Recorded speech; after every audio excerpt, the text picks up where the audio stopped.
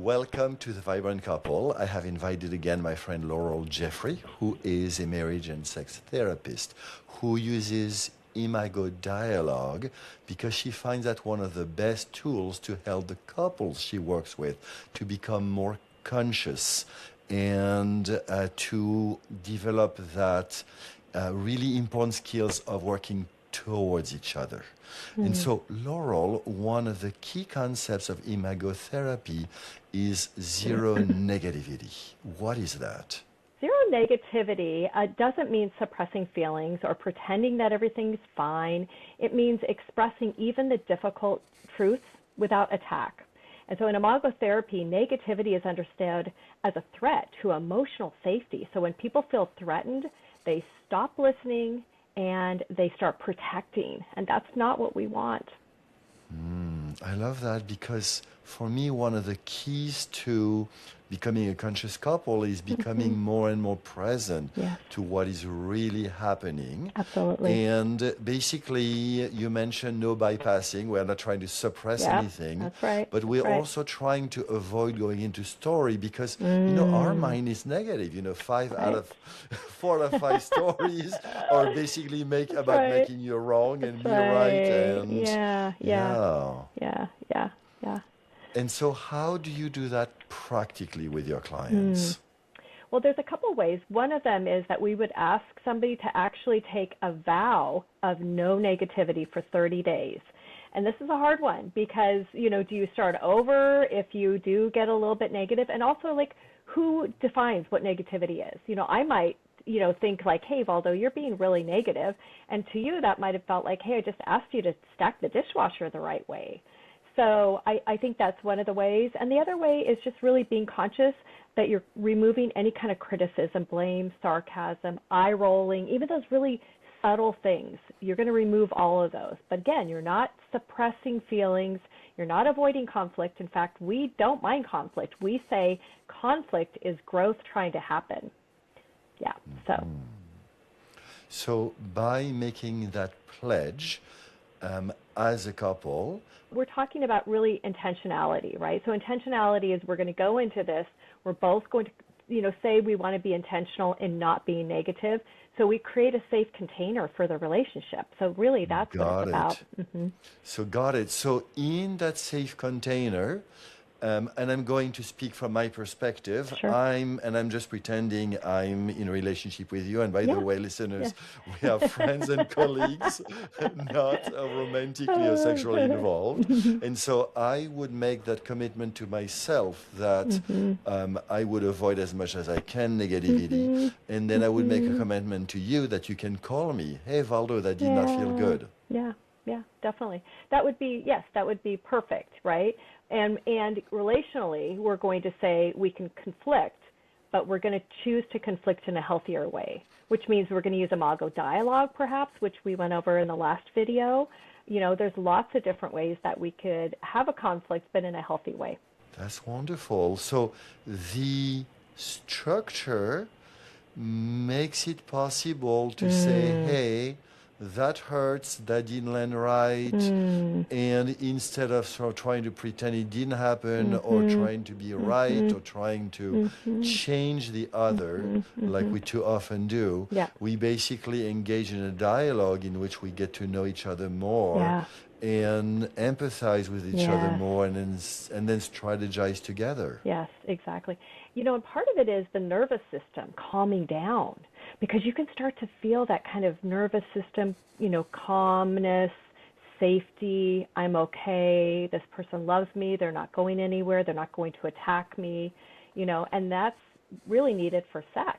Before we got into sex, I'm noticing that over the years that I have become a better listener, some of it has been techniques, of course, but most of it has just been to be present to what is and to listen to what the other person is telling me deeply and trying to understand and validate them. So somehow, although I don't use Imago actively, in my coaching, I'm noticing that those principles are key.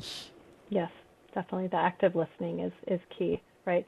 And listening, seek first to understand, then to be understood. That's what I always say, which I think is beautiful, right? So you're seeking for understanding, and the validation, like you said, it's beautiful. That's Imago dialogue, right? Validation, empathy. Yeah.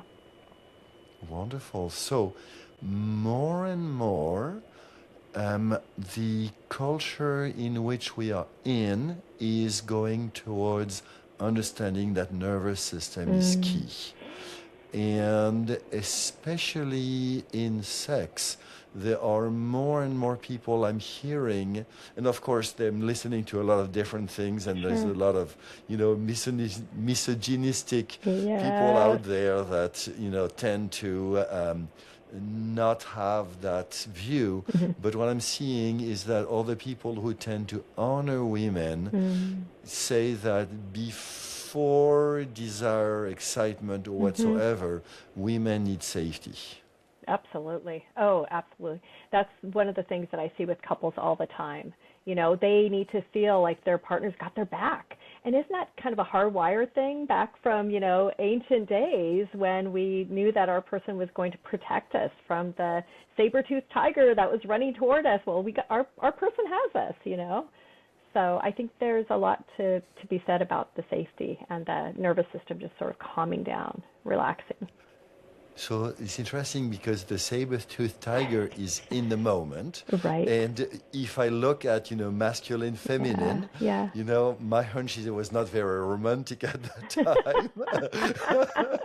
And this is about the inception, the procreation, that is basically you have it. But as a female bearing the child, you think 20 years or 15 or 10, however long it was to become, independent or interdependent at that time. Right. So maybe it was less about emotional safety. Now it is, right? Now the emotional safety is key. Maybe back then it was more of a physical safety element. So, yeah. So I'm pretty sure that the couples you work with, the masculine partner does not fully understand the need for safety and the need for connection from his partner. Is that correct? That's very correct. Absolutely. Yeah. So how do you help a man get to not only understand but also feel, become attuned to his feminine partner's sense of safety? So the Imago dialogue is one of the ways that we can do that, by somebody actually speaking about their wants or needs or a challenge that they might have. I think also them getting sort of really vulnerable is beautiful. Like when I can see a man in a session just soften a male partner, you can see that the female partner comes in. It's like, ooh, yes, I want that. That's what I've been wanting. So when he can soften himself, she can come in. And so it's like that space between. Beautiful. I'm always fascinated to talk with you because my work as a coach is so different from therapy or counseling. So, of course, we have debriefs. That's inevitable. That's part of the learning process. But my work is much more about creating the next practice, creating the next play, creating the next listening to each other in the moment. How are you in the moment going to invite each other to do that? So what does Imago Therapy bring from that perspective? Yeah, so I think it's really sharing your own experience, right? So we're going to help somebody to share their own experience. We're going to help them to replace criticism with curiosity, which is my thing, right? I love curiosity. Slow down that reaction, right? When that reaction begins to happen, slow down, try to get yourself present in that moment, and then start to use the Imago dialogue if you can to just keep that conversation safe, because that's what they need, is that safety in the conversation. That's safety, okay. Yeah. So let's pretend something that happens a lot more than men think, because men tend to have a fragile ego and think about tool and penis, and that their penis creates the pleasure. So let's pretend that a woman is having intercourse and is not enjoying it, or it's even painful. Do you recommend faking an orgasm to get over it? Oh, God, no. Please, no. No, no. Yeah. So what do you recommend? Yeah. No, I recommend stop. Ouch. That hurts. No, please don't. No, stop. Yeah, stop. Yeah, So and you could say stop. Can we talk about it? Some people have trauma reactions. They might go back into a trauma experience if they've been, sexually assaulted or abused. So yes, I do want people to stop. You don't ever want to push through, ever. So it takes quite a lot of practice for many women to just speak up. Yeah, it does. It does. Especially when there's been a lot of religious messaging, which tells women not just religious messaging, but just messaging in general, which tells women that we should just, take it. We should just be compliant, right? And that's just not true. So if you were to be goddess and Yeah. somehow change that message that women have, what would you tell them? I would say, be in union, right? So it's really about being in union, not one that's stronger than the other, right? But really be in union with your partner, which I think really means coming together, of course, that curiosity, you're going to be curious, you're going to stay curious, you're going to be compassionate, you're going to be validating, all those things with a partner. But you can be strong too, but soft. So it's like strong and soft at the same time, Yeah. So how different is that from zero negativity? Well, I think that's it, right? I mean, in some ways, right? Because we're really being strong by saying I don't have to go to criticism, I don't have to go to blame or shame.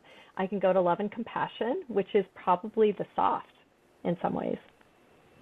And so, do you believe, like Marshall Rosenberg, who created NVC, Nonviolent Communication, that once you removed all the cobwebs and the human tendency to criticize and judge, compassion and love is what occurs naturally? Yes, I love NVC. And the gift, right? That's the gift that we give. The gift that we give is love and compassion, and that kind of non-judgmental way of being, I think. So I personally am fascinated with Imago Therapy and dialogue. I cannot wait to continue to learn more. I'm also fascinated with becoming conscious couples and how to coach conscious couples. And I really want to emphasize what I just heard you say. It is not about taking, it is about giving. Yeah, it's about giving. That's right. Yeah. Too many of us, especially men, we've been trained to take. We've not been trained to give in sex. And so please highlight how in Imago dialogue, please give us an example, would help a couple get closer to each other, understand each other better, and as a result have a better sex life.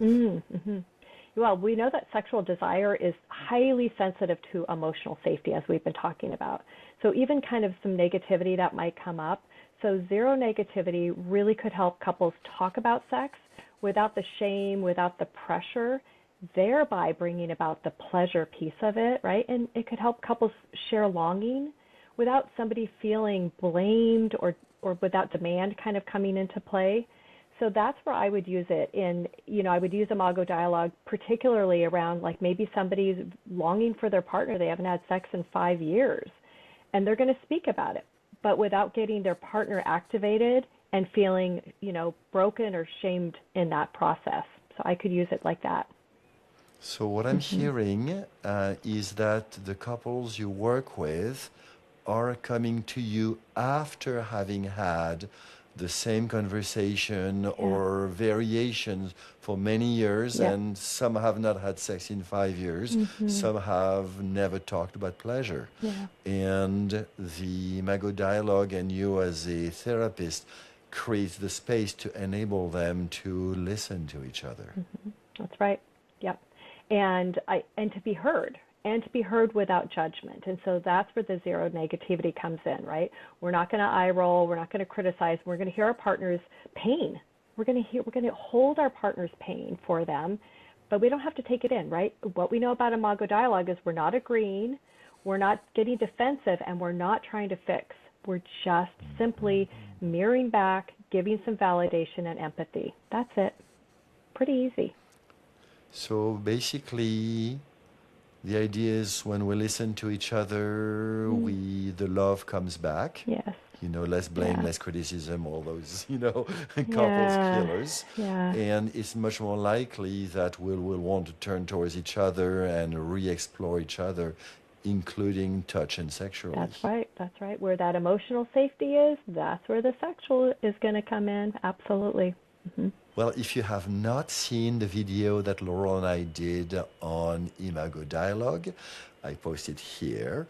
Next video, how about we do a video on what it is to become a conscious couple? Oh, I would love that. That would be very good. Because as we know, Imago starts off in a romantic phase, then leads to a power struggle, finally into a conscious relationship. So that would be great. So if you are in the power struggle, do not worry. This is not all couples experience That's right. that. That's right. And the idea is to move into becoming a conscious couple. That's right.